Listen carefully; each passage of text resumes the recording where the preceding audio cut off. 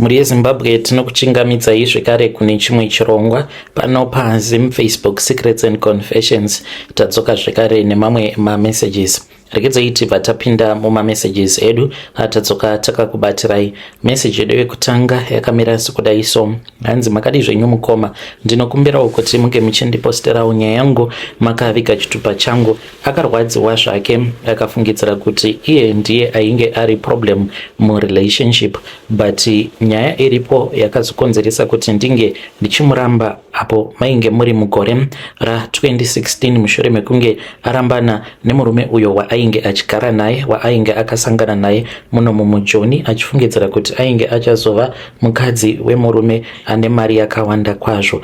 But nhau yainge iripo yainge iri yekuti ndainge nditoriwo pakutotsvaka munhu uyo wandainge ndichida kuti ndinge ndichizoshandisa pahurombwa hwangu, asi zvakazoramba nekuda kwekuti iye ndakazoona kuti akachengetedzwa neminamato yaamai vake, kunyange amai vake vainge vakasoshaika kudhara. Wow, amai vake vakashaika, iye ainge achiri kuma12 or something years, but minamato yaamai vake yainge ichiri yakamuchengetedza. Even apo pandakazosangana naye ainge atova kuma28 or so tichizosangana, but she was still being protected by the prayers of her mom. So pandakasangana naye nerimwe zuva pane zvandainge ndichida kuenda kunotenga mamwe maparts erimwe track rangu iro rainge rava kungogara richingondinetsa, izvo mhiko dzangu dzainge dzatopanduka. Ndobva ndangotorawo mafoni numbers ake. Ainge ari munzira achienda kubasa, ainge achishanda pane chimwewo chikambani kumaindustry ikoko, saka ndainge ndanakidzwa naye ndikamukumbira mafoni numbers. Then ndakabva ndachizoti mushure mekunge ndagadzirisa track riya rikaramba richingondipa maproblems, ndokubva ndataura nen'anga iyo yainge yakandirombesa, ndikabva ndachizoudzwa kuti ndaifanira kuti ndige ndichitsvaka mukadzi uyo wandainge ndichazoshandisa pamhiko dzangu.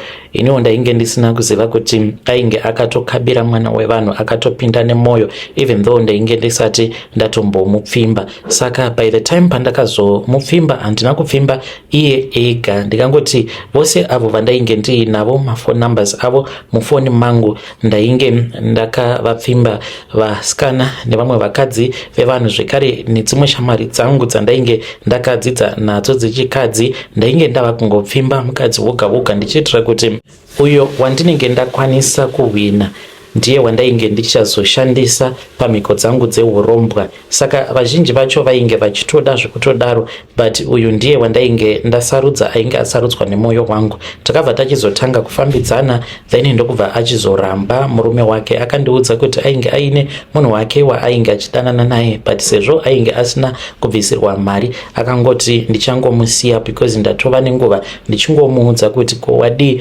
wandibvisirawo something. Saka vakabva vachizorambana, akabva achizotanga kugara kwake ega. Ndainge ndichimupa zvose izvo zvaainge andikumbira, ndikabva ndachizotanga kumurojerawo kumaSuburb. So takadanana mukoma kwenguva yakati rebei, asi chaindinetsa ndechekuti ndaiti usiku paya pandinenge ndava kuda kumuka kuti ndinge ndichimuuraya, then iyo aibva amuka because ndainge ndiine banga iro randainge ndakabva naro kuZimbabwe, ndikanzi banga iri zvaunoita unomuka usiku iye akarara, then wobva wachizorigadzika pachipfuva chake kana kungoriisa pahuro, then wobva wachizoritora, unenge watomuuraya. Saka ndaiti pese pandinenge ndava kuda kumuka paya kana kuti ndamuka, iye aingovhunduka obva ati ko mamuka kasi hamuna hope here? Tobva tatotanga kutotaura usiku hwose. Saka ainge asingambondipi mukana zvachose wekuti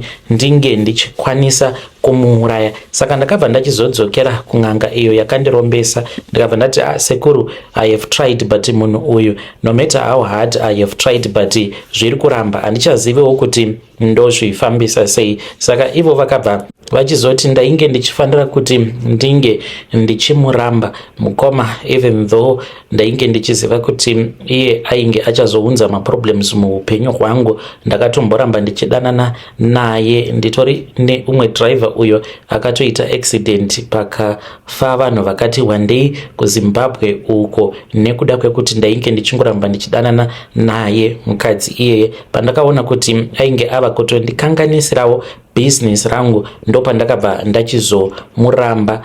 As painful as it was, ndo zvakaitika mukoma. Saka kune vamwe vanhu kunze uko vanenge vakambodanana nevamwe vanhu vavanenge vachiti vanenge vaine mari, then all of a sudden munhu uya obva angosiyana newe. Dzimwe nguva unenge uchitofanira kutoti unge uchitofara, nekuti maybe dai kwanga kuri kunzi maizongoramba muchidanana, pamwe munhu iyeye aizotokuchekeresa sezvadainge ndichida kuita naye mukadzi iyeye, asi minamato yaamai vake ndiyo yainge ichimuchengetedza, zvekuti ndaiti ndikamuka iyewo obva amuka akarwadziwa, akatomboti ndava kuda kuzviuraya, but mukoma inini ndakangoramba hangu ndichimuignore. Iye achindiudza kuti ainge afunga kuti ange achizviuraya.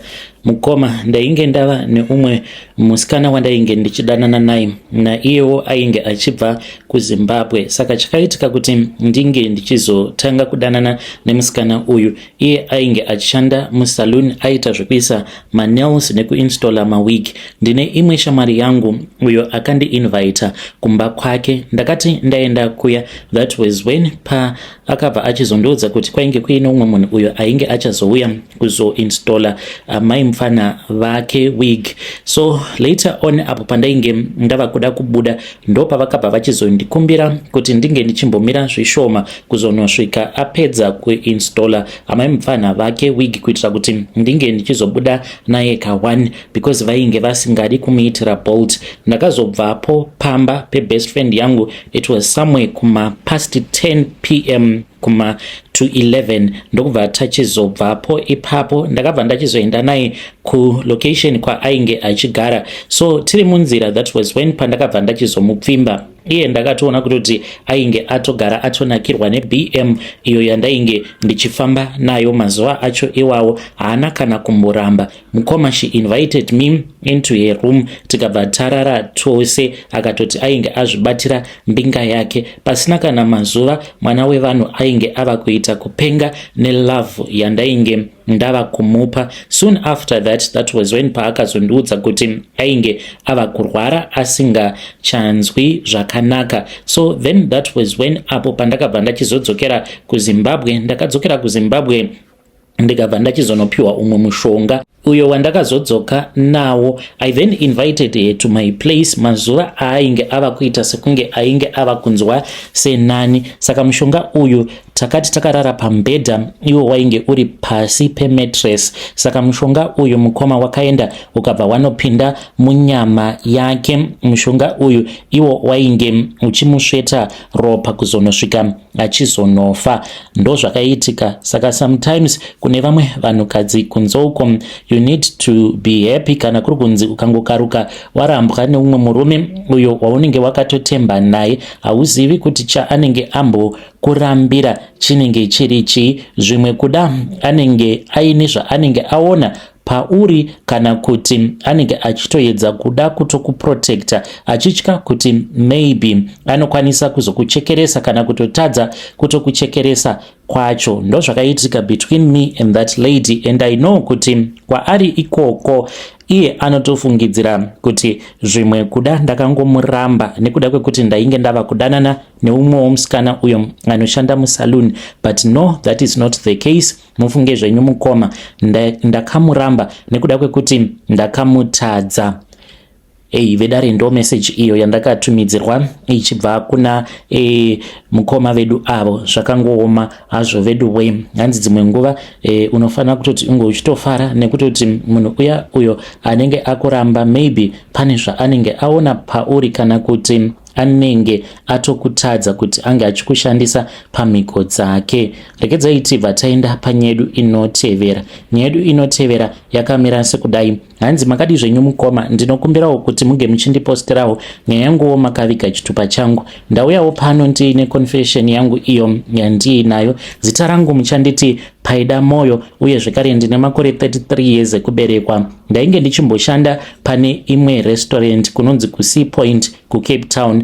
At that time mukoma, ndainge ndisati ndatomboita kana mari, upenyu hwainge huchiri hwakandiomera, saka ndakazopiwawo makore ekuti ndinge ndichizorarama ndichidyawo mari. Asi ndakanzi mushure mekunge ndararama ndichidya mari saizvozvo ndichazongotanga kurwara ndobva ndachizofa. Then hanzi nzvimbo yangu yakatondimirira kugehena, uko kwandichazorarama upenyu hwangu hwose ndichingotambudzwa nekuda kwezvivi zvangu, nekuti ndakatopa soul yangu kuna Satan, the devil himself. Saka ndakati ndichishanda kuSea Point ikoko as a simple waitress. That was when I met this other Nigerian guy wandainge ndisingatombozivi kuti iye ainge ari musatanist. Akazondiconvinsa kuti ndinge ndichizouya naye muJoburg, tikabva tachizoenda kune imwe imba uko kwandakanosaina contract yekutanga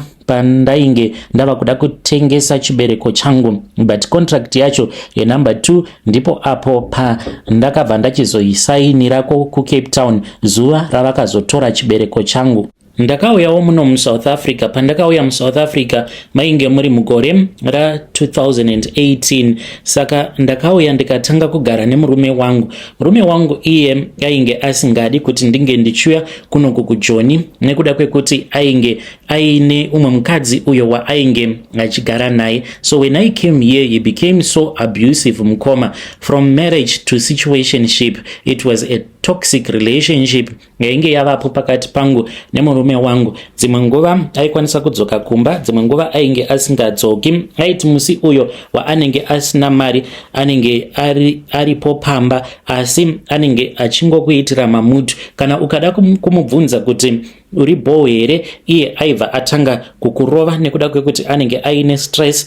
Girlfriend ainge asingadiwi kana asina mari, vaingomuda chete kana iri month end. Then kana vapedza kumudya mari yose, ndipo apo paaibva achizodzoka kumba. So then ndakabva ndachizotaura nomwe mukadzi uyo wandainge ndichishanda naye. Dzimwe nguva ndaiendawo ndichinoita mapeace jobs kubasa kwake. Ainge akataura nemurungu wake and vainge vachitozviziva kuti I am being abused by my husband. Apa ndainge ndakanzi handidi munhu anoshanda. Saka ndaingotiwo mazuva awo ekuti murume anenge asipo pamba ndo pandaiendawo kubasa kuti ndinge ndichikwanisa kubatanidzawo kamari kekutengawo zvekudya zvekare nekuzobhadhara rent. So then that was when pandakamuudza kuti ndainge ndafunga hangu kuti ndinge ndichidzokera kuZimbabwe because upenyu hwemuJoni hwainge hwandiomera. Saka akabva achizoti kwandiri, there is no need yekuti unge uchidzokera kumusha. Kana ukadzokera kumusha uchanotangira pai zvausina kana mari kudai. Ndokubva achizotaura neimwe hama yake uko kwandakazosvikira kumba kwasisi vake kuCape Town. So mushure mekunge vataurirana, ndakabva ndachizoti ndava kushanda paya ndokubva ndaunganidza mari yandainge ndapiwa nemurume yekuti ndinge ndichibatanidza kubhadhara rent because mabills tainge tava kuita half pamabills ose. Saka akati andipa mari, ndakangotiza huri usiku ndikabva ndachizopinda munzira kwava kuenda kuCape Town. Hama dzangu upenyu hwainge hwakandiomera ipapo zvekuti ndakasvika pakuzvitengesa kune umwe truck driver wemuno muSouth Africa. Ndikangoti ndo pandakangotanga kungorarama ndichiita marisk nekuti ndainge ndisisina basa neupenyu. Apa marriage yangu yainge yatoparara. Saka truck driver uyu akandimirira ndiri pahiking spot, akabva anditi ko iwewe unogomira pahiking spot nguva dzaenda kudai. That was when pandakabva ndamuudza situation yangu. Saka akabva achizotanga kundipfimba, ndikatoti good one, uyo handisi kuzomubhadhara. Ndobva ndatanga kuchema, akanditi uri kuchemei? Ndikati handina kana cent. Izvo mari ndainge nditori nayo. Akabva anditi hapana kana problem, but handiti iwe unoziva kuti mukadzi kana asina mari anofanira kuti anga achibhadhara nei? Ndikati hongu. Takabva tachizomira pane rimwe garage ndokubva enda tikabva tachizonotenga mabutiro ekushandisa tikabva tachizorara tose. I enjoy it kubva muJoburg kuenda kuCape Town. Akazotoba matai patrailer, akangonomira pane vamwe vakomana vakabvisa matai one side vakaisa ekudhara, akapiwa mari iyoyo mukoma akangotora 200 imwe yose akandipa, ndokubva ndachizoshandisa mari iyoyo kuti ndichingosvika muCape Town mushure mekunge ndatorwa nasisi vemukadzi uyo akaita kuti ndinge ndichienda kuCape Town.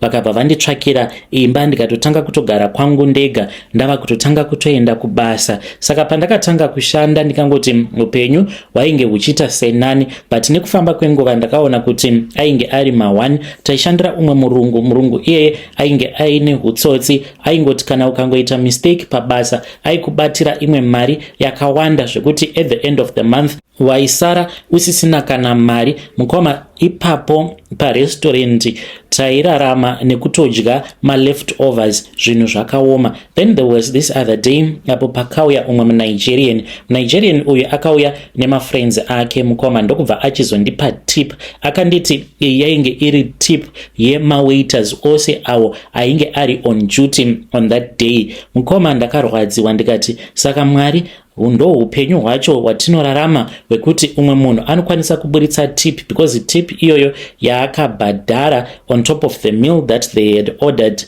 nedoro ravainge vachinwa. It was enough to cover 2 waiters full month salary. Ndo imwe mari yekuti vamwe vanhu vanongotambisa zvavo vachibhadhara matip. Ndikati Mwari makaoma. Ndo pandakatanga kuchiva upenyu hunoraramwa nevamwe vanhu. Dzimwe nguva ndaikwanisa kuti kana ndikaona mukadzi achidriver motikari yakanaka, ndobva ndatanga kungoti dai ndanga ndiri inini ndichitodriver motikari iyi. At that time ndainge ndava kuzviudza kuti kunyangwe ndikanzi ndava kutanga kuita basa rekutengesa muviri wangu, so long ndazokwanisa kutengawo kufambawo nemotikari ndichiendawo kuZimbabwe, ndichimboenda kuZimbabwe nendege, uye zvekare nekuzovakisira amai vangu musha, ndipo pandakapindwa nemweya usina kunaka ipapo. So this Nigerian guy later on, shure mekunge azondibatsira kuti ndinge ndichizoromba, akatondiudza kuti pose apo paainge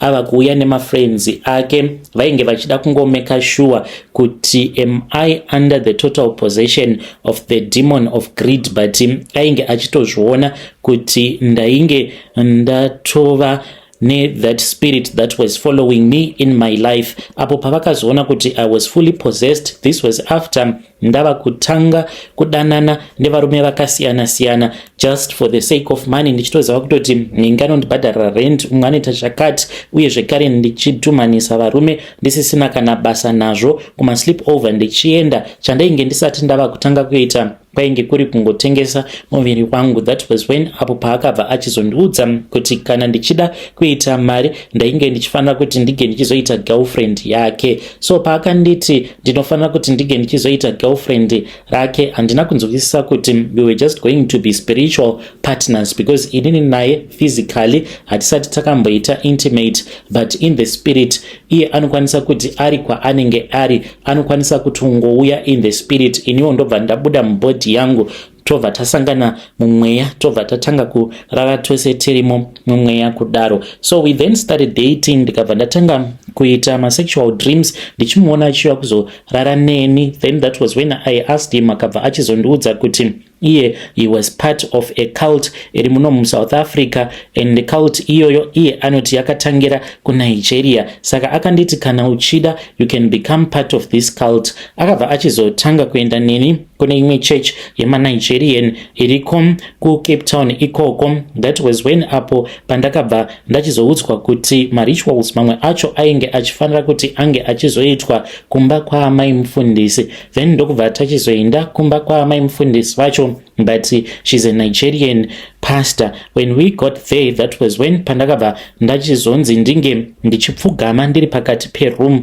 Mainge muine vamwe vanhu vainge varimo, asi ndainge ndisingakwanise kuona zviso zvavo because vainge vakapfeka mazigarments eblack, vakavhara zvekare zviso zvavo. Saka musi iwoyo hapana kumbogara pakataurwa zita raSatani. Ndakangonzi kana ndichida kuti ndinge ndichiita mari ndaifanira kuti ndige ndinge ndichitsvaka a certain part of my body that I was going to sacrifice. 2 weeks later, that was when pandakabva ndachizoudzwa kuti ndaifanira kuti ndinge ndichizochekeresa chibereko changu. Ndakamborwadziwa mukoma, but ndakabva ndangofunga zvose zvainge zvakaitika mulife mangu, ndikabva ndati chakambonyanya kukosha chiko chibereko ichi chekuti ndingaswera ndichirwadziwa kuti ndava kuda kutengesa chibereko changu, handiti ndakapedza kuzvara here kare. That was when pandakabva ndachizomuudza kuti I was ready. Saka ndakabva ndachizounzwa kuJoburg. That was when we signed a contract. Musi uyo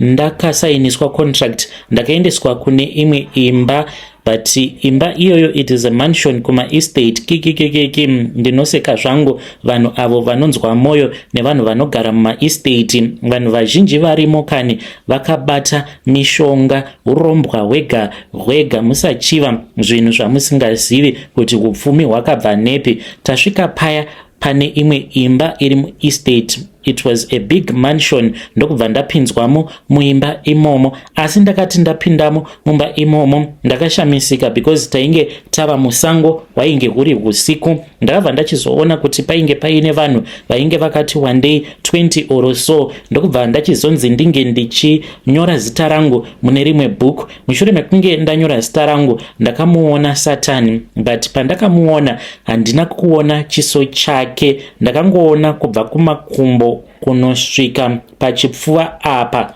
Ndakashamisika nekuti ainge asina kana kupfeka, ainge aine sikarudzi yemunhurume, asi mazamu awa ainge ari emukadzi. Ndakashamisika nazvo because ndakaona kuti kunyangwe mahips aitoita sekunge mahips emunhukadzi achiyevedza kwazvo. Kusaina kwandakaita mukoma, pane umwe uyo akauya nebanga, ndikabva ndachizonzi ndinge ndichizvicheka kuruoko rwangu rwekwa left nekuti ndinoshandisa right. Kana uchishandisa left vanokuti zvicheke kuruoko rwako rwekwa right. Ndakazvicheka kuruoko rwangu rweku left, then ndokubva ndachizonzi ndinge ndichisvinira ropa pabhuku riya. Ndikabva ndachizochekwa kuruoko rwangu rweku right noumwe muNigerian, ndikasvinira zvekare mubhuku riya. Ndiko kutopedza kusaina kwandakaita ikoko. Kwava kuchizodzokera kuCape Town. KuCape Town ndakangononyora zita rangu, ndikabva ndanzi iye Satani pachezvake ainge agamuchira chibereko changu. Mukomanashi apo parakazovharwa bhuku iroro ndipo pandakabva ndaona kuti ndainge ndanyoresa zita rangu mubhuku rerufu. Rainge rakatonyorwa nechirungu asi kuti bhuku rerufu, ndokubva ravharwa rikabva ranyangarika. Ndakaudzwa kuti kunyangwe ndikazotendeuka asi zita rangu ndakatonyoresa mubhuku rerufu, nekuti ropa iro randakasvinira papeji rebhuku iroro zvinoreva kuti ndakaramba Mwari ndikati Satani ndiwe wava Mwari wangu. Saka mweya mutsvene wakabuda mandiri. Zvakangofanana nekuti ndakamhura mweya mutsvene ndikashora Mwari ndikati imi Mwari handichadi kuti munge muchinzi ndimi makandisika, asi Satani kubva nhasi ndiye ava musiki wangu. Ndichaita zvose izvo zvaanenge achida kuti ndinge ndichiita. Saka as for me mukoma, kunyangwe vanhu mucomment section vakati tendeuka kwandiri hazvishandi. Ndakangomirira kuti kana nguva yakwana, hanzi zuva iro rekuti ndichazouya ndichizotorwa, hanzi ndichatorwa nemadhimoni. Madhimoni awa ndiwo achanditakura ndoenda kugehena. Such is a story of my life.